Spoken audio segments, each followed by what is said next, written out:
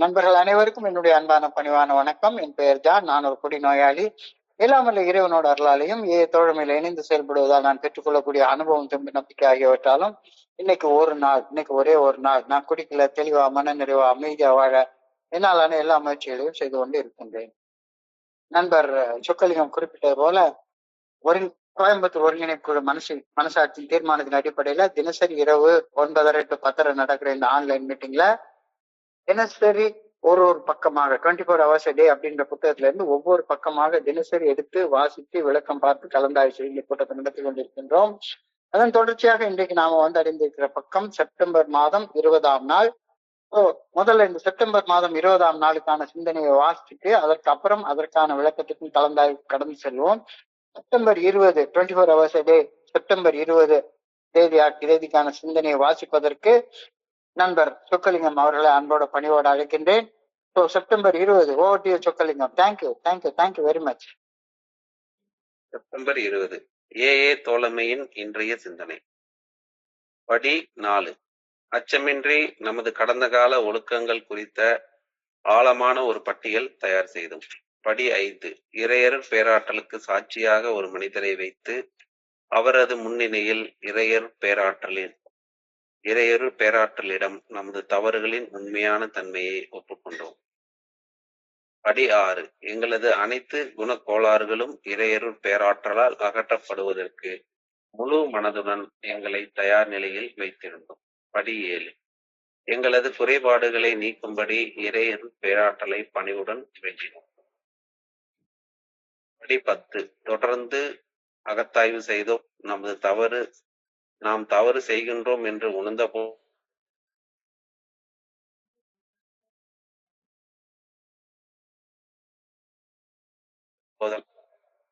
நமது கடந்த கால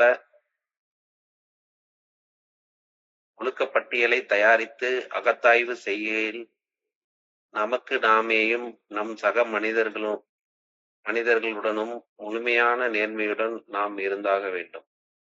என்னை குறித்த நேர்மையான அகத்தாய்வை நான் செய்துவிட்டேனா? இன்றைக்கான தியானம்.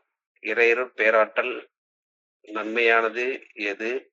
இறையருள் பேராற்றலின் நல்ல ஒழுங்கான வழிகாட்டுதலில் இருந்து வருகின்றன அல்லது வரவில்லை என்பதை நாம் நேர்மையாக கூறிவிட முடியும்.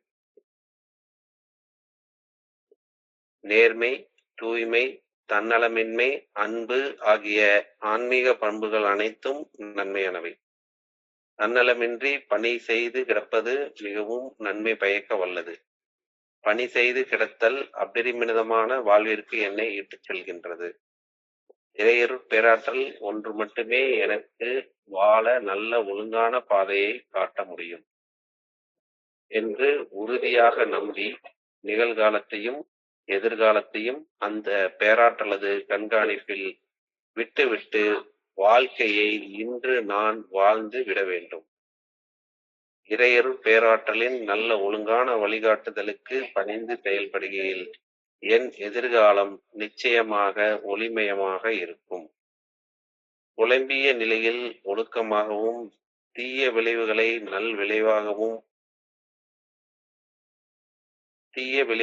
நல் விளைவுகளாகவும் உணர்வு தருமாற்றங்களை ஆழ்மன அமைதியாகவும் மாற்றும் வல்லமை இறையருள் பேராற்றலின் நல்ல ஒழுங்கான வழிகாட்டுதலுக்கு மட்டுமே உண்டு.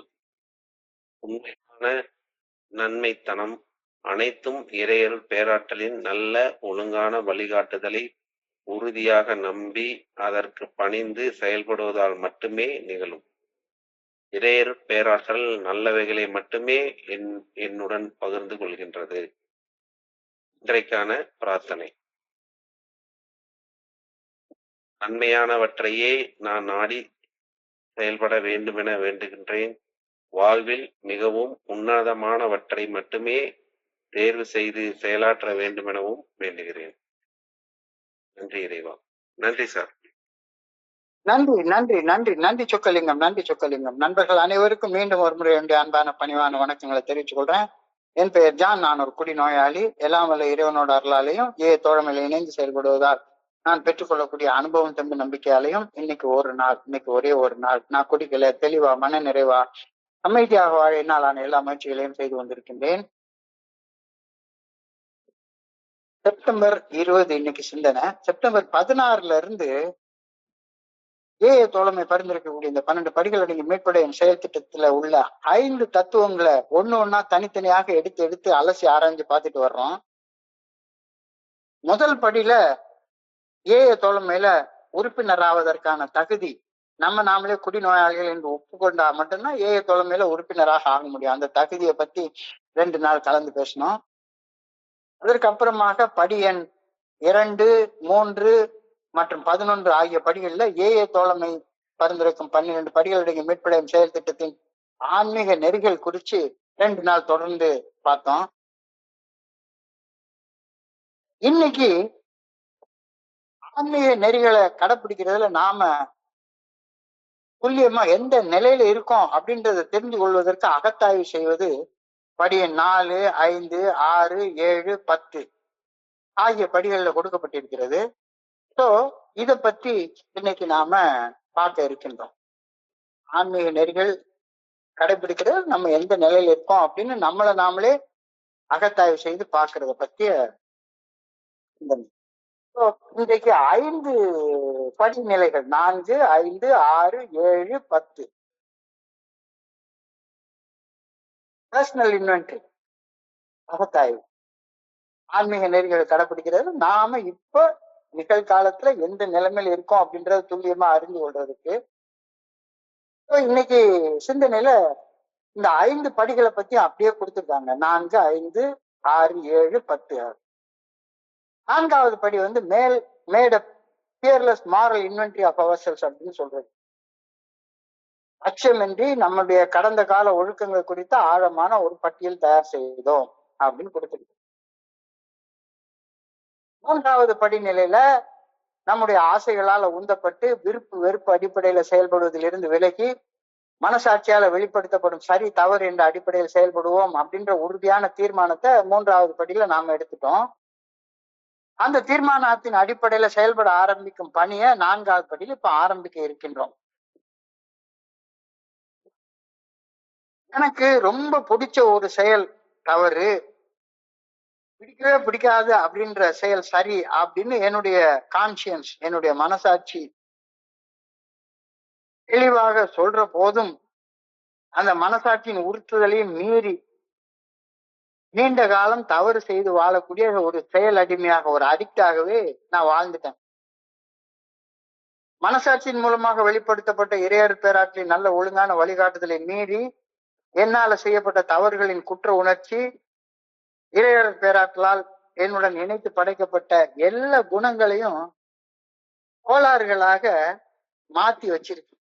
மன தெளிவின்றி நீண்ட காலம் இந்த குண கோளாறுகள் என்ன ஒரு பைத்தியக்காரனை போலவே வாழ வச்சிருச்சு.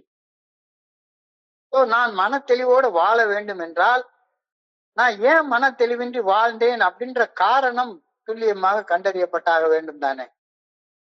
நான் மன தெளிவோடு வாழணும்னா இவ்வளவு காலம் ஏன்டா பைத்தியம் மாதிரி வாழ்ந்தேன் அப்படின்ற காரணம் எனக்கு தெரிஞ்சாகணும் தானே. இதனை செய்ய முயற்சிக்க அந்த ஆரம்பம் இந்த 4வது படியில ஆரம்பிக்கிறது. என்னுடைய உள்ளுணர்வுகளாகிய குணங்கள் நான் உயிர் பிழைத்திருந்து உன்னதமாக வாழ வேண்டும் என்ற நோக்கத்தோட இறையருட் பேராற்றலால என்னோட இணைக்கப்பட்டு இருக்கிறது. குணங்கள் எல்லாம் கடவுளால படைக்கப்பட்டதுதான். அது பயமாகட்டும், கோபமாகட்டும், பொறாமையாகட்டும், சந்தேகமாகட்டும், காமமாகட்டும், எல்லா உணர்வுகளும் கடவுள் படைச்ச எல்லைக்குள்ளார இருக்கிற வரைக்கும் அது என்னுடைய சர்வைவல் இன்ஸ்டிங் தான். நான் உயிர் பிழைத்திருப்பதுக்கே அடிப்படை காரணமாக அமையக்கூடிய என்னோட குணங்கள் படைப்பின் நோக்கத்தை மீறப்படும் போது குணக்கோளாறுகளாக மாறி துன்பத்தையும் துயரத்தையும் வலியையும் வேதனையும் உருவாக்கி விடுகின்றன அப்படின்ற கருத்தை பில்டபிள்யூ நமக்கு சொல்றாரு. குணங்கள் எப்படி கோளாறுகளாக திரிந்து எனக்கும் என்னுடைய சக மனிதர்களுக்கும் காயங்களை உருவாக்குகின்றன அப்படின்றத துல்லியமாக அறிந்து கொள்ள விரும்புகின்றேன். இது 4வது படியில நான் செய்ய வேண்டிய செயல். இது ரொம்ப வலி தரக்கூடிய ஒரு பயிற்சி ஆதலால் இந்த பயிற்சியை செய்யலாம், 4வது படியில செயல்படலாம் அப்படின்ற எண்ணம் எழுந்த உடனேயே அந்த எண்ணத்தோட இணைந்து இனம் புரியாத ஒரு பயமும் இயற்கையாக எனக்குள்ளாரே உண்டாகுது. இந்த பயத்தை கடப்பது இந்த வழிமுறையில் பயிற்சி செய்ய ஆரம்பிப்பதன் அடிப்படையாக அமைகின்றது. 4வது படி நானும் கச்சேரிக்கு போனேன், நான்காவது படி செஞ்சேன் அப்படின்னு சொல்றதுக்காக, பிறருக்காக, நாம பிறருக்கு செய்து காட்டுவதற்காக செய்யக்கூடிய ஒரு பயிற்சி இல்ல. நம்முடைய நிகழ்கால நிலையை துல்லியமாக அறிய நாம் செய்யும் முயற்சியில் பொய்யை எழுதி வச்சா என்ன அர்த்தம்? பொய்யை எழுதி வச்சா எந்த அளவு பிரயோஜனமோ அதுல இல்லாம போயிடும். இப்போ எனக்கு நானே நேர்மையாக இருக்கணும். இந்த நான்காவது படிநிலையில செயல்படுற நேரத்துல நிகழ்ந்து விட்டவை உண்மைகளாக மாறி போய்விட்டன. என்னுடைய கடந்த கால ஒழுக்கம் என்னுடைய குணங்களின் கோளாறுகளின் அடிப்படையில் இப்படித்தான் இருந்தன என்ற உண்மையை மாற்றவே முடியாது. ஆமா, கடந்த காலத்துல நான் தான் செஞ்சேன், எல்லா தப்பையும் நான் தான் செஞ்சேன், அதை மாற்றவே முடியாது. அதை அப்படியே ஏற்றுக்கொள்ள என்னுடைய கடந்த கால ஒழுக்கங்கள் குறித்து நான் ஆழமாக சிந்தித்து பார்த்தாக வேண்டும். செல்ஃப் டிசெப்ஷன், சுய ஏமாற்றுதல் தவிர்க்கப்பட்டே தீர வேண்டும். இல்லாததையோ அல்லது இருப்பதை கூட்டியோ குறைத்தோ எழுவது எனக்கு எந்த வகையான இதையும் கொடுக்காது. என்ன குறிச்சோ அனுமானத்தை மட்டும்தான் கொடுக்கும், உண்மையை குறிக்காது. அனுமானங்களை வச்சுக்கொண்டு கற்பனையில வாழ்வது ஒரு குடிநோயாளிக்கு பழக்கப்பட்ட போன ஒண்ணு. எப்ப பார்த்தாலும் கற்பனையிலே எல்லாத்தையும் கதை பேசி முடிச்சிருவான். வாயாலே வடை சுட்டு முடிச்சிடுற ஆளுங்க நம்ம தான். முதல்ல என்னுடைய செயல் அடிமைத்தனத்தில் நிலைத்து வாழ வைத்த குணக்கோளாறுகளை குறித்து ஆழமாக சிந்திக்கின்றேன். தன்னலம், தன்முனைப்பு ஆகியவை மட்டுமே இறையருள் பேராற்றல் என்னுடன் இணைத்து படைத்திருந்த அனைத்து குணங்களையும் கோளாறுகளாக மாற்றி அமைக்க முக்கிய காரணம் அப்படின்றது தெளிவா தெரியுது. இந்த நான்காவது படியில செயல்பட ஆரம்பிச்ச உடனே தெரியுது. என்னுடைய தன்னலத்தாலையும் தன்முனைப்பாலையும் இறைவன் எனக்குள்ளார இணைத்து படைத்த குணங்களை குணக்கோளாறுகளாக மாத்தி வச்சது நான் தான். எனக்குள்ளார ஏற்பட்டிருக்கிற ரிசன்மெண்ட்ஸ், வெறுப்பு, மனக்கசப்பு என்னை மிகவும் பாதித்த ஒரு கோளாறு. நல்லா புரியுது. வேறு எவரையும் விட வெறுப்பு, மனக்கசப்பு ஒரு குடிநோயாளிய சாகடிச்சிரும். இந்த வெறுப்பு, மனக்கசப்பு என்ற கோளாறுல இருந்துதான் எல்லா வகையான ஆன்மீக நோய்களும் முளைக்கின்றன.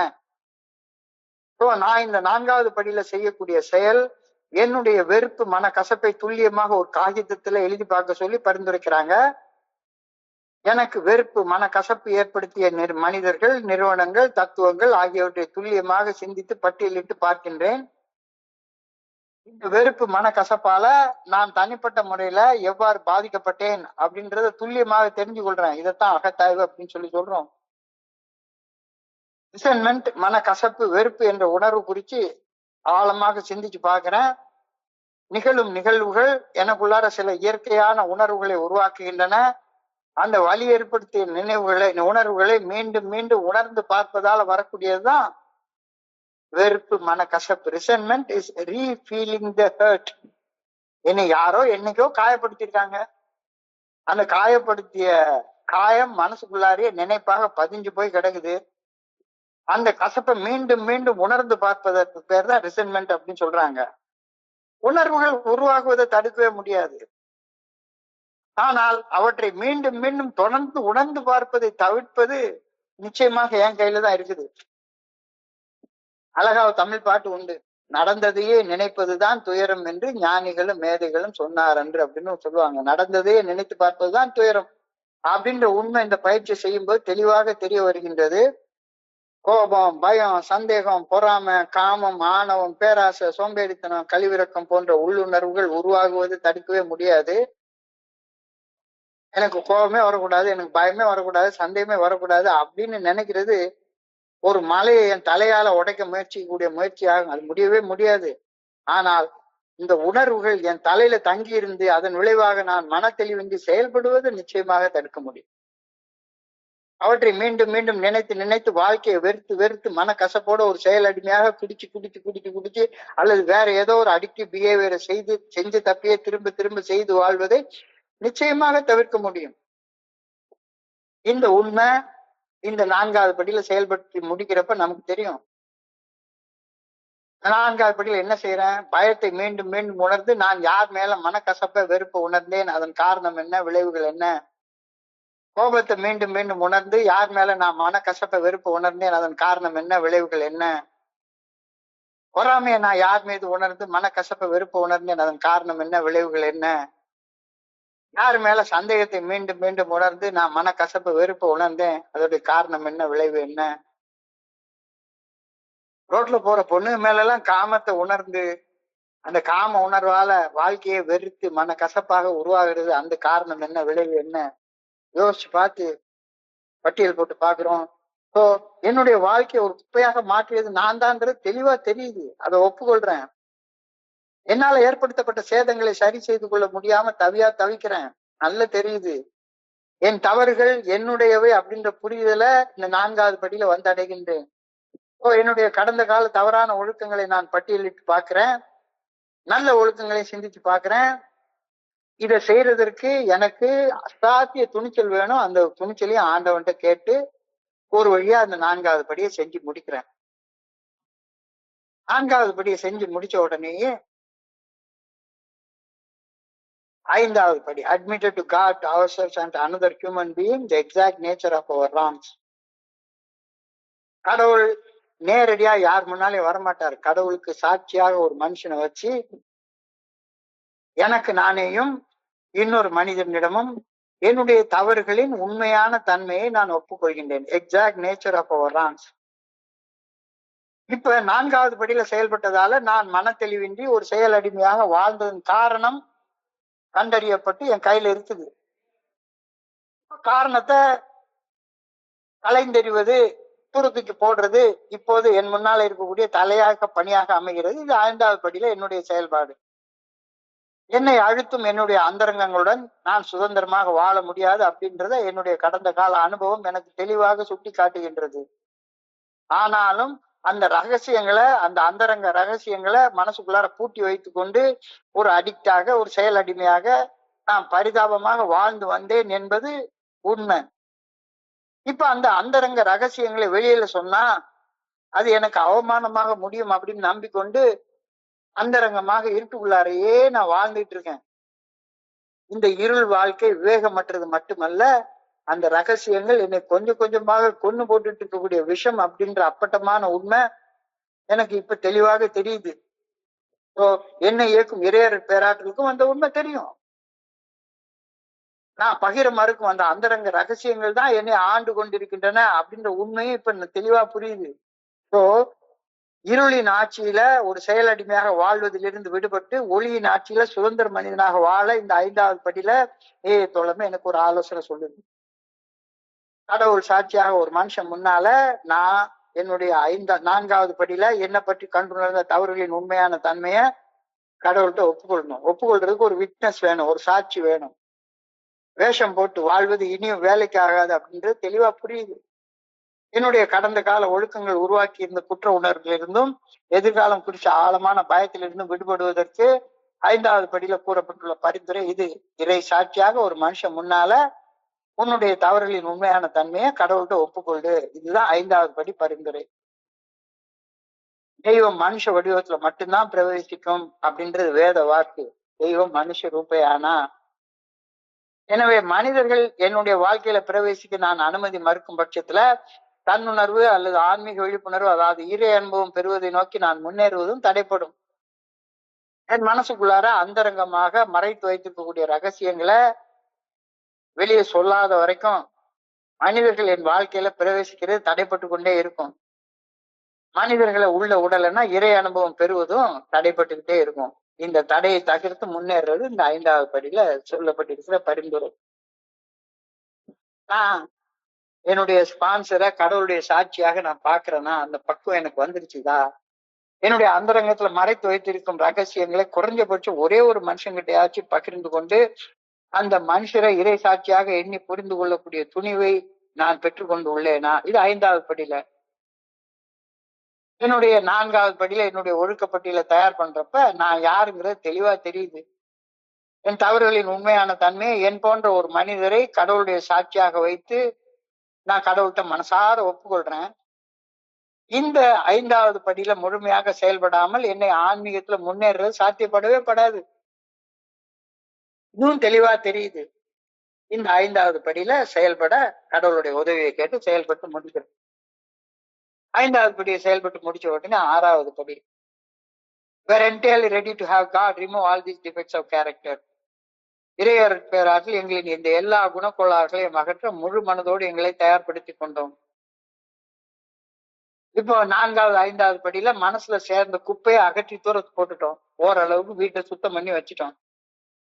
ஆனா குப்பைகள் சேர்வதை தடுக்கும் நடவடிக்கைகள் எடுக்காவிட்டால் வாழ்நாள் முழுக்கையும் நான் ஒரு ஸ்கேவெஞ்சர் மாதிரி குப்பை அகற்றும் பணியை தான் நான் செய்து கொண்டு இருந்தாக வேண்டும். குப்பைகளை சேர்த்து அவை சேர்ந்த பின் அகற்றுவது சின்ன பிள்ளை விளையாட்டு. ஒரு குழந்தைத்தனமாக வாழ்க்கையில நடந்து விளையாடி கொண்டிருந்தேன். ஆனா இந்த 6வது படிதான் குழந்தையாக செயல்பட்டு இருந்த என்ன ஒரு முதிர்ச்சி அடைந்த மனுஷனாக மாற்றக்கூடிய பணி இந்த 6வது படியில் ஆரம்பமாகின்றது. குணக்கோளாறுகளால் உள்ளத்தில் குப்பைகள் சேர்கின்றன.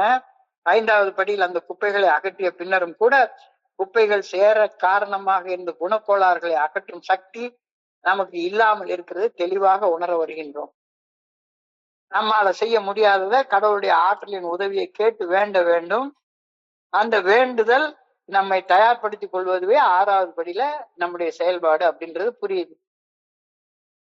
காரணம் களையப்பட்டாலன்றி விளைவுகள்ல இருந்து விடுபட முடியாது அப்படின்றது தெளிவா தெரியுது இந்த 6வது படியில. குடிக்கிறத நிறுத்தினால் அன்றி குடி வெறியில இருந்து நம்மளால வெளிப்பெற முடியவே முடியாது.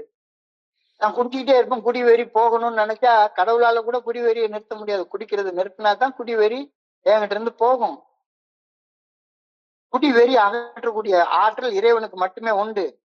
ஆனா நான் குடிக்காமல் இருக்கும் செயலை செய்வது குடி வெறி இறைவனால் என்னிடமிருந்து அகற்றப்படுவதற்கு நான் வந்தடைய வேண்டிய தயார் நிலை அப்படின்னு இந்த 6வது படி சொல்லுது. இந்த தயார் நிலையை வந்து அடையாவிட்டால் என்னுடைய குடி வெறி என்ற குறைபாட்டை அகற்றுமாறு இறைவனுடன் 7வது படியில பணியோட வேண்டுவது எப்படி சாத்தியப்படும்? படாதுல்ல. நான் இயற்கையாக எனக்குள்ளார இருக்க கோபம் என்ற குணம் கோப வெறி என்ற கோளாறாக மாறுவதை இறைவன் மட்டும்தான் தடுத்து நிறுத்த முடியும். அதற்கு முழுவதுமாக தயாராக வேண்டி உள்ளது. கோபத்தால உந்தப்பட்டு தாறுமாறாக கெட்ட வார்த்தை பேசுறதுல இருந்தும் எதையாவது போட்டு உடைக்கிறதுல இருந்தும் வன்முறை செயல்களில் ஈடுபடுறதுல இருந்தும் விலகி இருக்கிறது கோப வெறி இறைவனால் அகற்றப்படுவதற்காக நான் வந்தடைய வேண்டிய தயார் நிலைங்கிறது அழகா புரியுது. எனக்குள்ளார இயற்கையாக இருக்கும் காமம் என்ற குணம் காம வெறி என்ற கோளாறாக மாறுவதை தடுத்து நிறுத்த கடவுளால மட்டும்தான் முடியும். காம வெறி என்னிடம் இருந்து மாற்றப்பட நான் தயாராக இருக்கணும்னா ராத்திரி போன் பிக்சர் பார்க்காத, டேட்டாவை ஆஃப் பண்ணி வை. அப்பதான் காம வெறி என்ற குறைபாடு இறைவனால் என்னிடம் இருந்து அகற்றப்பட முடியும். என்னுடைய அனைத்து உள்ளுணர்வுகளும் குணங்களும் படைப்பின் நோக்கத்தை மீறுகையில் கோளாறுகளாக மாறிவிடுகின்றன. அவை அவ்வாறு மாறாமல் இருக்க வேண்டி உள்ளது. குணக்கோளாறுகளால உந்தப்பட்டு தாறுமாறாக செயல்படுவதில் இருந்து விலகி இருக்கும் தயார் நிலையை அடைந்து விட்டதுக்கு அப்புறம்தான் குணக்கோளாறுகளால உருவான குறைபாடுகள் நீங்கும்படி இறைவனே பணிவோடு 7வது படியில வேண்டுவது சாத்தியப்படவே செய்யும். இந்த 6வது படி 7வது படியில செயல்படுவதற்கான தயாரிப்புன்றது புரியுது. பயம் என்ற குணம் கோளாறாக மாறாமல் இருக்க பயத்தால ஓடி ஒளியாமல் இருக்கும் தயார் நிலையை நான் வந்தடைந்தாக வேண்டும். பொறாமை என்ற குணம் கோளாறாக மாறாமல் இருக்க பொறாமையால் புறம் பேசாமல் இருக்கக்கூடிய தயார் நிலையை நான் வந்தடைந்தாக வேண்டும். சந்தேகம் என்ற குணம் கோளாறாக மாறாமல் இருக்க தன் சந்தேகத்தால வேவு பார்க்கக்கூடிய செயல் செய்யாம நான் இருந்தாகணும். அதுதான் அதுக்கான தயார் நிலை. சோம்பேறித்தனம் அப்படின்ற குணம் கோளாறாக மாறாமல் இருக்க நான் சோம்பலால் செயலாற்றாமல் சோம்பேறித்தனமா படுத்து தூங்குறதுல இருந்து வேலைக்கு இருக்கிற தயார் நிலையை வந்தடைந்தாக வேண்டும். இப்படி சொல்லிக்கிட்டே போலாம். நான் தயார் நிலைக்கு வராமல் இருந்தால் இறையர் பேராற்றின் செயல்பாடு என்கிட்ட நிகழவே நிகழாது. நான் முதல்ல ரெடி ஆகணும். நான் என்னுடைய குருஜி கிட்ட கேட்பேன், நான் ஒரு அடி கடவுளை நோக்கி மேல எடுத்து வச்சா கடவுள் என்ன நோக்கி 1,00,000 அடி கீழே இறங்கி வர்றாருன்னு சொல்றீங்களே, 1,00,000 அடி கீழே இறங்கி வர தெரிஞ்ச கடவுளுக்கு ஒரு அடி கீழே இறங்கி என்னோட நிலையில இருந்து தூக்கிட முடியாதா? இதுதான் என்னுடைய கோளாறான சிந்தனை. என்னுடைய குணக்கோளாறுகள் இறைவனால் என்னிடமிருந்து களையப்படுவதற்கான முழு விருப்பம் என்கிட்ட இருக்கின்றதா? இந்த விருப்பத்தை அடைய என்னாலான முயற்சிகளை என்னுடைய ஸ்பான்சர்ட்ட இணைந்து நான் செய்ய தயாராக இருக்கின்றேனா? என்னுடைய குணக்கோளாறுகள் இறையர் பேராற்றலால் களையப்படுவதற்கு நான் தயாராக இருக்கப்படும் தேவைப்படும் விருப்பத்தையும் மனப்பக்குவத்தையும் கடவுள் தான் எனக்கு கொடுக்க முடியும். என் குணக்கோளாறுகள் என்னுடைய வாழ்க்கையில நான் முன்னேறுவதற்கு மிகப்பெரிய தடையாக அமைந்திருக்கிறது நல்லா தெரியுது. ஸோ இந்த 6th ஸ்டெப்ல இறைவன் என்னுடைய குணக்கோளாறுகளை அகற்றுவதற்கு தயார் நிலை பணிவை வந்து அடைந்ததுக்கு அப்புறம் தான் நான் 7வது படி கடந்து போறேன். 7வது படி humbly ask him to remove our short கமிங்ஸ்னு சொல்லுது. எங்களுடைய குறைபாடுகளை நீக்கும்படி இறைவனை பணியோடு வேண்ட சொல்லுது. முதல் 6 படிநிலைகளில் செயல்பட்டதன் விளைவாக எனக்குள்ளார உருவாகக்கூடிய ஒரு உன்னத பண்பு பணிவு ஆகும். இந்த பணிவு என்ற பண்பு 7வது படியில் செயல்பட என்னை உயர்த்துகின்றது. நான் குணக்கோளாறுகளால் விளைந்த குறைபாடுகளை என்னிடமிருந்து நீக்கிக் கொள்ள என்னால முடியல. அவற்றை நீக்கும்படி இறையர் பேராற்றலை பணிவுடன் வேண்டுவது 7வது படியில் நம்முடைய செயல்பாடு. 7வது படியில செயல்படுவதற்கு பணிவு என்ற பண்பினை பற்றிய தெளிவான புரிதல் மிக மிக அவசியம்.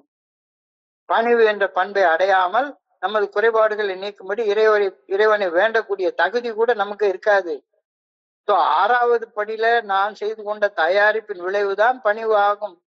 எனவே 6வது படியில் செயல்பட்டு பணிவினை அடைந்த பின் இயல்பாகவே என்னுடைய குறைபாடுகள் நீக்கப்பட வேண்டும் என்று பணிவுடன் வேண்டுவது 7வது படியில என்னை உயர்த்தி கொண்டு போய் சேர்க்கும்.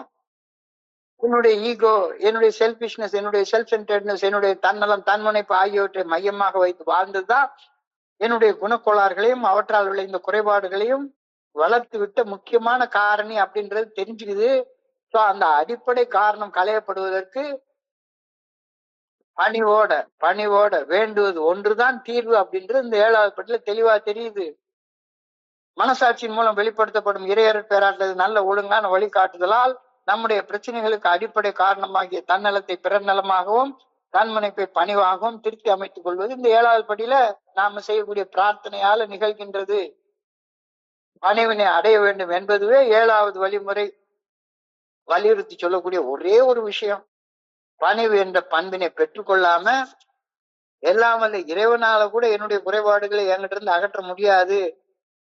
மனித அறிவின் வழிகாட்டுதலாலும் தன்னலத்தாலும் தன்முனைப்பாலும் என்ன பண்ணும்? கோளாறு மட்டும்தான் வளரும்.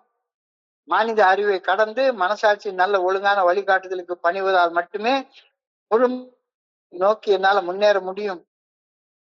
பணிவு என்பது கீழ்ப்படுதலையும் தாண்டியது. பணிவு என்பது உடல் மொழியால் பாடி லாங்குவேஜால வெளிப்படுத்தக்கூடிய நடிப்போ தந்திரமோ கிடையாது என்பது இப்ப தெளிவா தெரியுது. அது மனசாட்சிக்கு பணிந்து செயல்படுவதால் ஏற்படக்கூடிய தன்னடக்கம், நாவடக்கம், கையடக்கம் ஆகும்.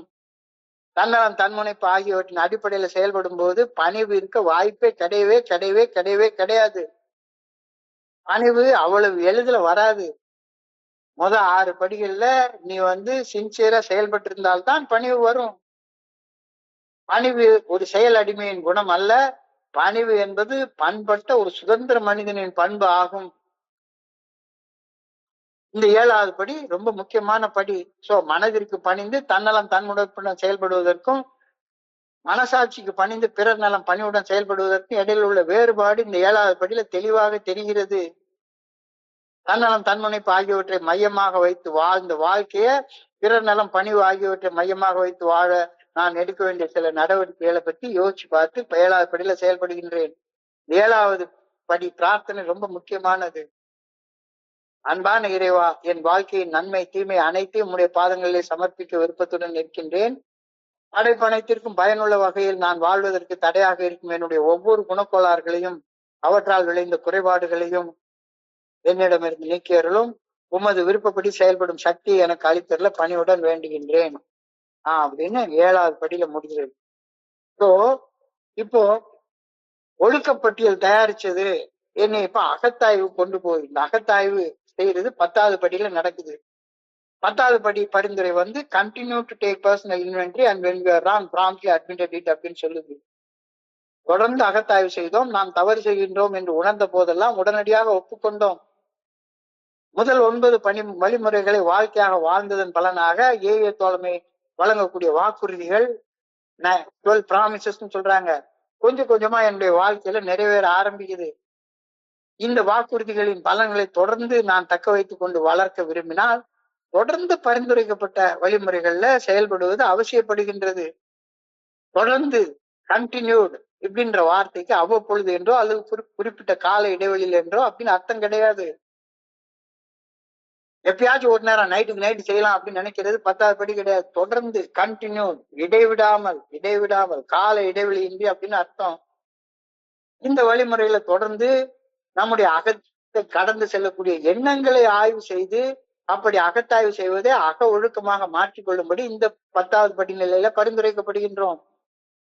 கடந்த கால ஒழுக்கங்கள் குறித்த அகப்பதிவுகளை அச்சமின்றி ஆழமாக ஆய்வு செய்து இறை சாட்சியாக ஒரு மனுஷன் முன்னால இறைவனை ஒப்புக்கொள்வது 4வது 5வது படிகளில் நாம செய்த செயல்.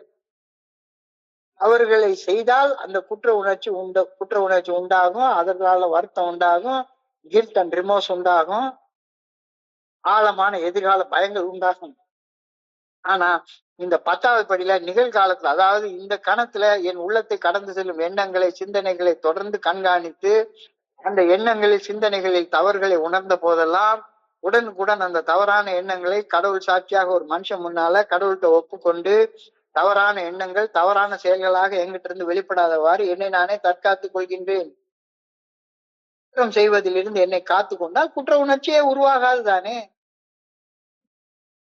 தெளிவாக அழகாக கொடுத்திருக்காங்க.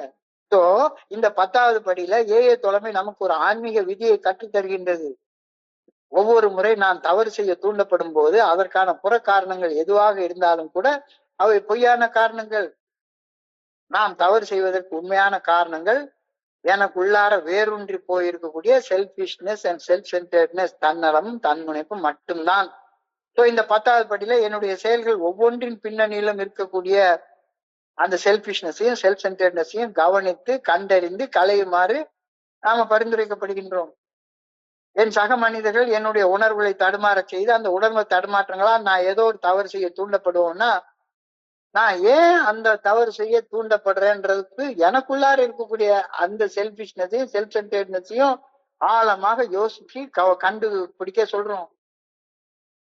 அகத்தாய்வு என்பது அகத்தினை கடந்து செல்லும் எண்ணங்களில் தன்னலமும் தன்முனைப்பும் கலந்து உள்ளனவா அப்படின்றத கூர்ந்தாய்வு செய்வது அப்படின்னு புரிஞ்சுக்கிறோம். தவறு செய்துவிட்டு ஒப்புக்கொள்வது 4வது 5வது படிநிலை செயல்பாடு. அவர்கள் நிகழ்வதற்கு முன்னரே எண்ணங்களையே ஆய்வு செய்து எண்ணங்களில் உள்ள தவறுகளை ஒப்புக்கொண்டு தவறு செய்வதை தவிர்ப்பதுவே 10வது படிநிலைக்கு நம்மை உயர்த்தும். இந்த பரமபத விளையாட்டு விளையாடுவோம் நம்மளாம் சின்ன வயசுல. பரமபத விளையாட்டுல எவ்வளவு உயரத்துக்கு போயிருந்தாலும் பாம்பு கடிச்சுட்டா தொடங்கிய இடத்துக்கு கீழே வந்துரும். ஒவ்வொரு படியாக மேல, அதுக்கப்புறம் கீழே வந்துட்டா திரும்பவும் மறுபடியும் ஒவ்வொரு படியா மேல ஏறி போகணும். 10வது படிநிலையை வந்தடைந்த பின்னரும் கூட ஒரு சின்ன தவறு செஞ்சிட்டோம்னா ஆரம்பிச்ச இடத்துக்கே கீழே இறங்கி வந்துரும். மீண்டும் மறுபடியும் 1 2 3 4 5 6 7 8ன்னு ஏறி வரணும். ஓ இப்ப ஒரு சின்ன கேள்வியை நம்ம கிட்ட பில்டப்ல கேட்கிறாரு. 4வது படியில தயாரித்த ஒழுக்கப்பட்டியலுக்கும் 10வது படியில நான் செய்த அகத்தாய்வுக்கு இடையில உள்ள வேறுபாடு உனக்கு தெளிவா தெரியுதா அப்படின்ற கேள்வி இன்னைக்கு நம்ம கிட்ட கேட்கிறாங்க. சமீப காலத்துல தவறு செய்ய வேண்டும் என்ற எண்ணத்தை அகத்தாய்வுல கண்டுணர்ந்து தவறு செய்வதை தவிர்த்த தருணங்கள் யோசிச்சு பாரு. வளர்ந்துருக்கியா ஏக்கு வந்ததுக்கு அப்புறமாக? தொடர்ந்து இந்த வழிமுறையில 10வது படிநிலை வழிமுறையில செயல்படுவதில் நிலைத்திருக்கும் சக்தி கடவுள் தான் எனக்கு கொடுக்க முடியும். தவறான சிந்தனைகள் என்னை கடந்து செல்வதை கண்காணித்து வருவதால் தவறான செயல்கள் செய்வதிலிருந்து என்னை காத்துக்கொள்ளும் மனப்பக்குவம் கொஞ்சம் கொஞ்சமா எனக்கு வருது. என்னுடைய அகத்தை ஆய்வு செய்யக்கூடிய பணிக்கு கடவுள் உதவி இல்லாம செய்ய முடியாது. இப்போ அகத்தாய்வை முழுமையாக செய்வதற்கு நான் என்னுடன் இருக்கக்கூடிய சக மனிதர்கள்கிட்ட நேர்மையாக இருந்து கொண்டாதான் அது முடியும். எனக்கு நானே உண்மையாக, எனக்கு நானே நேர்மையாக இல்லைன்னா பொய்யா எழுதி வச்சா எதுக்கு 4 5 6 7 10ல செயல்படணும்? ஆழமான அகத்தாய்வு எனது உண்மையான செயல் அடிமைத்தனங்களை காணவும், அந்த செயல் அடிமைத்தனங்களை நான் செய்து, அந்த செயல் அடிமைத்தனங்களால் நான் செய்து கொண்டு இருக்கக்கூடிய தவறுகளின் உண்மையான தன்மையை ஒப்புக்கொள்ளவும், என்னுடைய வாழ்க்கையை மறுசீரமைப்பு செய்து கொள்ளவும் மிக மிக அவசியமாக உணரப்படுகின்றது. வாழ்க்கையை மறுசீரமைப்பு செய்யணும்னா எதை சீரமைப்பு செய்யணும்னு தெரிஞ்சா தானே முடியும். இந்த இடத்துல சுய ஏமாற்றம் மிகப்பெரிய தடையாக அமைகின்றது. செல்ஃப் டிசெப்ஷன், சாக்கு போக்கு சொல்லிக்கிட்டு தவறுகளை நியாயப்படுத்தும் தன்மை, என் பின்னால இருக்கக்கூடிய தன்னலம் தன்முனைப்பை மறுக்கிறது வேலைக்கு ஆகாது. அதனாலதான் ஒரு ஸ்பான்சருடைய தேவை ரொம்ப முக்கியமானது. நம்பகமான ஒருவரிடம் மனம் திறந்து உண்மையை பகிர்ந்து கொள்வது குற்ற உணர்ச்சியையும் வருத்தத்தையும் வெட்கத்தையும் நீக்குகின்றது. கடந்த காலம் தெளிவுபடுத்தப்படுகின்றது. நம்ம தவறுகளின் உண்மையான தன்மையை ஆராய்வது நம்மை சுற்றி உள்ளவர்களை எவ்வாறு நாம் பாதிக்கின்றோம் அப்படின்றத புரிஞ்சு கொள்ள உதவுகின்றது. எப்படி செய்யறது? எழுதிப்பாரு எழுதிப்பாரு எழுதிப்பாரு. வெறுப்பு, மனக்கசப்பு, எரிச்சல், ஆத்திரம், பயம், கோபம், சந்தேகம், இந்த மாதிரியான உணர்வு தடுமாற்றங்கள் எனக்குள்ளார நிகழும் போது இதுல என் பங்கு என்ன இருக்கு அப்படின்றது யோசிச்சு பாரு.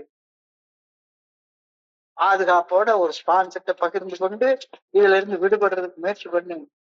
Have I taken a honest inventory of myself? என்னை குறித்த நேர்மையான அகட்டாய்வை நான் செய்து விட்டேனோ? மிகப்பெரிய கேள்வி. வர்றேன், என்பாட்டு கதை பேசிட்டே இருக்கேன், இந்த மாதிரி செல்ஃப் இன்வென்டரி எல்லாம் எடுக்கல, நேர்மையாக எல்லாம் எடுக்கல அப்படின்னா தியானத்துக்கு கடந்து போகும். இறையருட்பேராற்றலின் நல்ல ஒழுங்கான வழிகாட்டுதல் அந்த ஆற்றலது தெய்வீக இயல்பை பிரதிபலித்து அன்பு, உண்மை, அமைதி, தூய்மை ஆகிய ஆன்மீக பண்புகளை வெளிக்கொணர்கின்றது.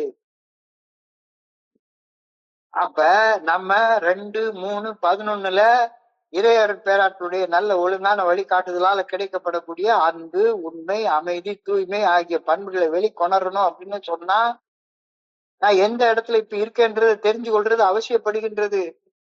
இறையருட்பேராற்றலின் நல்ல ஒழுங்கான வழிகாட்டுதலை தேர்வு செய்து செயல்படும் போது நான் ஆழமான மன அமைதியோட வாழக்கூடிய வாழ்க்கையை கட்டி எழுப்புகின்றேன். இல்லாட்டி போனா வேற உனக்கு இந்த வாழ்க்கை கிடைக்கவே கிடைக்காது. நீ மறுசீரமைப்பு செய்யணும் அப்படின்னு சொன்னா எந்த டைரக்ஷன்ல அந்த மறுசீரமைப்பு செய்யணும் அப்படின்றது தெரிஞ்சா தானே செய்ய முடியும். என்னுடைய மனித அறிவுக்கு அது தெரியவே தெரியாதுல்ல. தீமையின்றி சக மனிதர்களுக்கு பணி செய்து கிடக்கணும்னா இறையருட்பேராற்றலின் நன்மை என் செயல்கள்ல வெளிப்பட்டு கொண்டே இருக்கணும் தானே. இதான் இன்னைக்கு தியானத்துடைய முதல் வரி. God is good. I can tell often whether or not a thing is from God. எது கடவுள்கிட்ட இருந்து வருது, எது என் மனசுல இருந்து வருது அப்படின்றது தெரியாம கூட இருக்கேன்னா சொல்லாத. குடிக்கணும்ன்ற எண்ணம் உன் மனசுல இருந்து வரும். குடிக்கிறது நிறுத்தணும்ன்ற எண்ணம் உன் மனசாட்சியில இருந்து வரும். ஒரு ப்ராஸ்டியூட் போன்ற எண்ணம் உன் மனசுல இருந்து வரும். போகாத அப்படின்னு சொல்ற எண்ணம் உன்னுடைய மனசாட்சியில இருந்து வரும். லஞ்சம் வாங்காதன்னு சொல்ற எண்ணம் மனசாட்சிட்டு இருந்து தான் வரும். மனசு சொல்லும், எவ்வளவு நாளைக்கு கஷ்டப்பட்டு இருக்க போற, எதையாச்சும் கொஞ்சம் லஞ்சம் கொடுத்து அல்லது லஞ்சம் வாங்கி பணக்காரன் ஆயிக்கோ அப்படின்னு சொல்லும். So I can tell often whether or not a thing is from God or from a man. இதனுடைய நல்ல ஒழுங்கான வழிகாட்டுதல இருந்து வருதா, இதை தெரிஞ்சுக்க முடியாதுன்னா சொல்லாத. பேராற்றலுடைய நல்ல ஒழுங்கான வழிகாட்டுதல இருந்து வரக்கூடியது அன்பு, கருணை, சக மனிதர்கள் மேல் அன்பும் இரக்கத்தையும் பேராற்றலில் தான் பெற்றுக் கொள்கின்றோம். அமைதியும் ஒழுக்கமும் உண்மையும் நேர்மையும் வாழ்வும் குணப்படுத்துதலும் இதெல்லாம் கடவுள்கிட்ட இருந்து வரக்கூடிய பண்புகள். உன்னுடைய விளைவை கடந்து கவனிக்க கத்துக்கோ. ஒவ்வொரு செயல் செய்யறதுக்கு பின்னாலையும் நீ என்ன நோக்கத்தோட செயல்படுறன்றது உனக்கு தெளிவாக தெரிஞ்சு கொள்ள முடியும். எப்ப பார்த்தாலும் சரிதான் நான் என்னை பத்தி மட்டுமே பேசிட்டே இருக்கிறது. அறிவுனா என்ன, ஞானம்னா என்ன, அந்த ரெண்டுக்கு இடையில உள்ள வித்தியாசம் என்னன்றது தெரிஞ்சுக்கோ. அறிவுல உள்ள தன்னலமும் தன்முனைப்பும் நீக்கப்படும் போது அது ஞானமாக மாறுகின்றது. அறிவுல உள்ள அழுக்கு எடுத்துட்டோம்னா அறிவு ஞானமாக மாறுகின்றது. அதுதான் சுத்தம் அறிவு அப்படின்னு சொல்றாரு. சுத்த அறிவே சிவம் அப்படின்னு மகாகவி அழகா சொல்லுவார். பகுத்தறிஞ்சிக்கோ. If anything is from the good orderly direction of God, it must be good. எது இறையருட் பேராற்றலிலிருந்து வருகின்றது, எது வரவில்லை என்பதை எளிமையாக உன்னால கண்டுபிடிச்சுக்க முடியும். நேர்மை, தூய்மை, தன்னலமின்மை, அன்பு ஆகிய ஆன்மீக பண்புகள் அனைவும் நன்மையானவை. இது எல்லாமே மனசாட்சி நல்ல ஒழுங்கான வழிகாட்டுறது அவர் மனசுல இருந்து வரவே வராது. எவன் எக்கெடுக்கிட்டு போனா என்ன, எனக்கு மட்டும் எல்லாம் கிடைச்சா போதும் அப்படின்ற எண்ணம் மனசுல இருந்து தான் வரும். Honesty, purity, unselfishness and love are from God. Unselfish helpfulness is good and that comes from God. இதெல்லாம் என்னைய அபண்டன்ட் லைஃபுக்கு லீட் பண்ணி கொண்டு போகக்கூடியது. ஸோ எது இறையர் பேராற்றிலிருந்து வருகின்றது, எது வரவில்லை என்பது எளிமையாக என்னால தெரிஞ்சு கொள்ள முடியும். நேர்மை, தூய்மை, தன்னலமின்மை, அன்பு ஆகிய ஆன்மீக பண்புகள் அனைத்தும் நன்மையானவை. அந்த ஆன்மீக பண்புகள் தான் அபண்டன்ட் லைஃபுக்கு, அபரிமிதமான வாழ்க்கைக்கு என்னை இட்டு செல்லும். இறையர் பேராற்று ஒன்று மட்டுமே எனக்கு வாழ நல்ல ஒழுங்கான பாதையை காட்ட முடியும் அப்படின்னு உறுதியாக நம்பி நிகழ்காலத்தையும் எதிர்காலத்தையும் அந்த இறையர் பேராற்றது கண்காணிப்புல நான் விட்டுறணும். நான் என்ன செய்யணும் எனக்கே தெரியல. என் மனசு என்னைய தப்பு தப்பா வழி நடத்துது. என் மனசை கட்டுப்படுத்துறதுக்கு உதவி செய்யுங்க. நான் என்ன இந்த நேரத்தில் நல்லது செய்யணும் அதை எனக்கு காட்டுங்க. Leave in God's hands the present and the future, knowing only that He is God. The hand that wields the future is in the hands of God.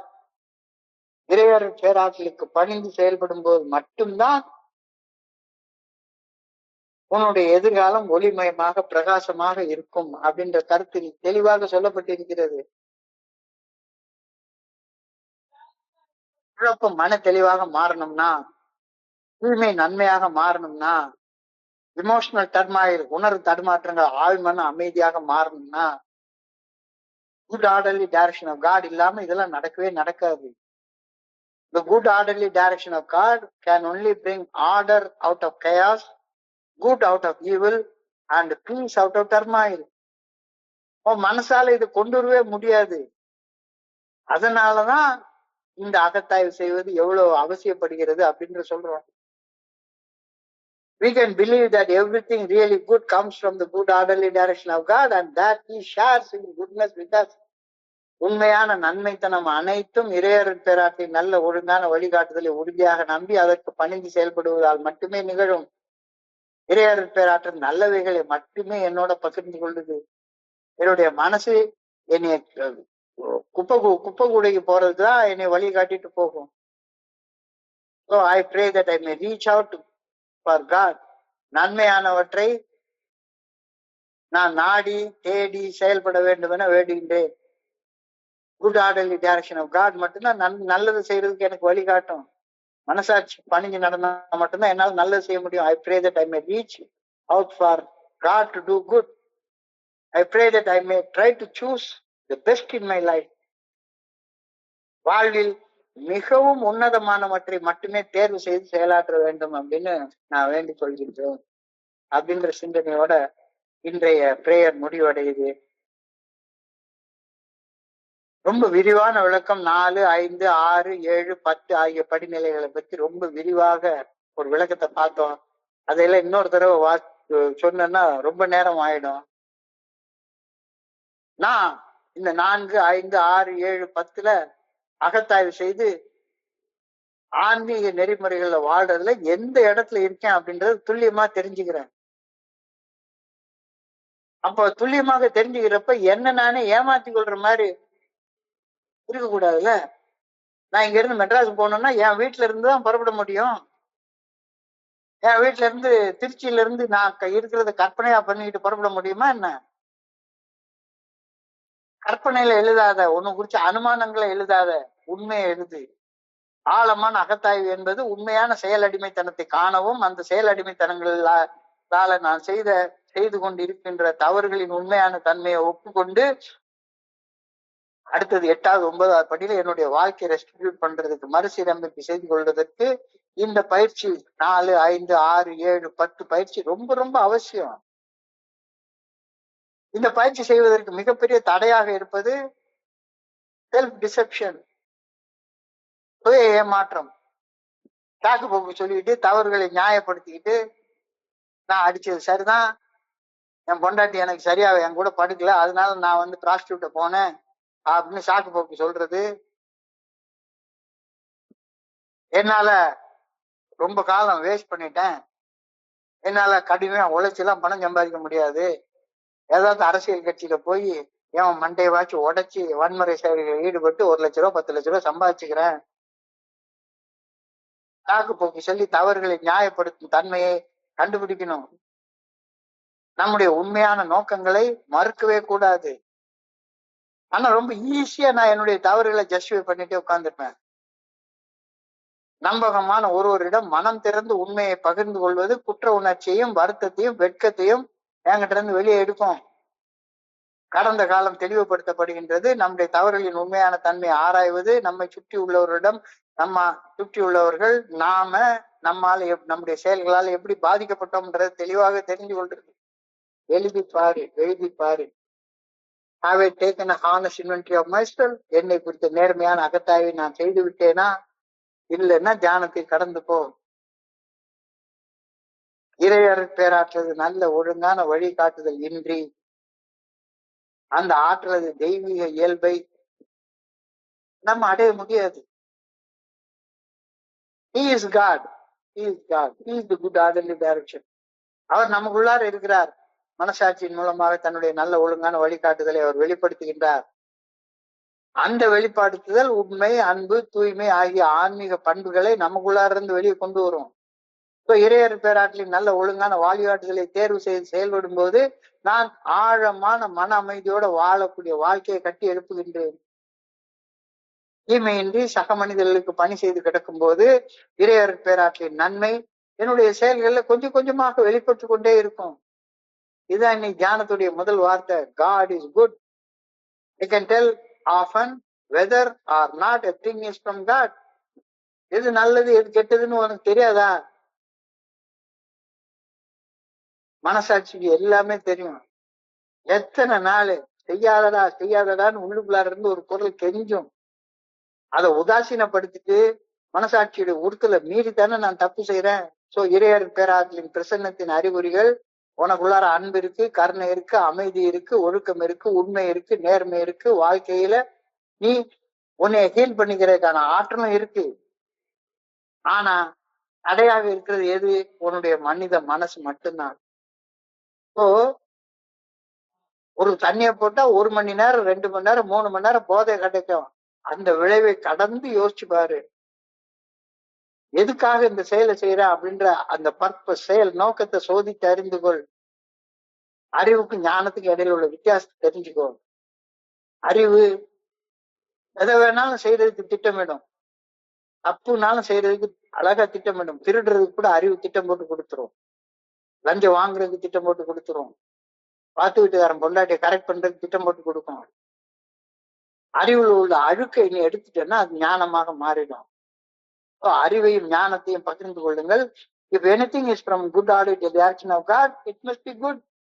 It will be good. Honesty, purity, unselfishness or love are from God. Good orderly directionல இருந்து அது வருது. இந்த good orderly டைரக்ஷன்ல இருந்துதான் அபர்டன்ட் life, அபரிமிதமான வாழ்க்கை வேற எங்கிருந்து உனக்கு கிடைக்காது. எது இறையர் பேராற்றிடம் இருந்து வருகின்றது, எது இறையர் பேராற்றிடம் இருந்து வரவில்லை என்பதை எளிமையாக என்னால தெரிஞ்சு கொள்ள முடியும்.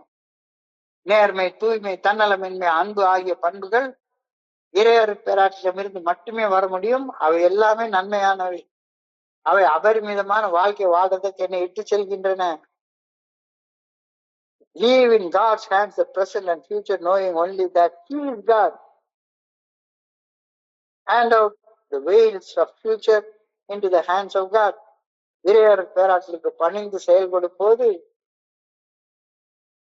உன்னுடைய எதிர்காலம் முழுக்க பிரகாசமா இருக்கு, ஒளிமயமாக இருக்கு. விஷன் ஃபார் யூ, நம்மளுடைய பிக் புக்ல கடைசி chapter.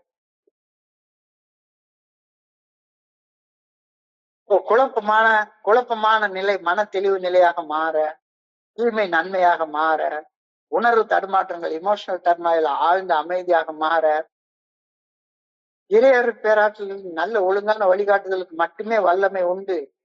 The good orderly direction of God can bring order out of chaos, good out of evil, and peace out of turmoil.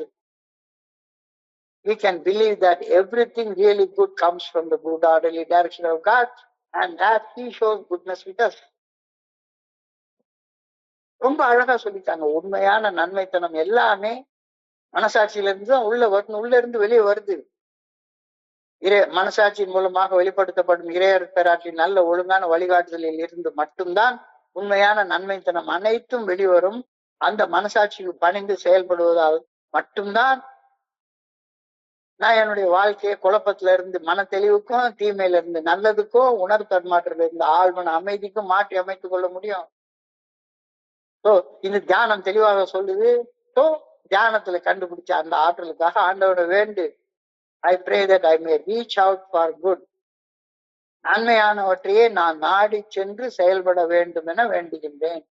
தப்பத்தை தேடி போய் செய்யக்கூடாது. வேலியில போறது வேலையே இருக்கட்டும். வேலியில போறதை எடுத்து வேட்டிக்குள்ளார விட்டுக்கிட்டு குத்துதே கொடையுதேன்னு சொல்லாத.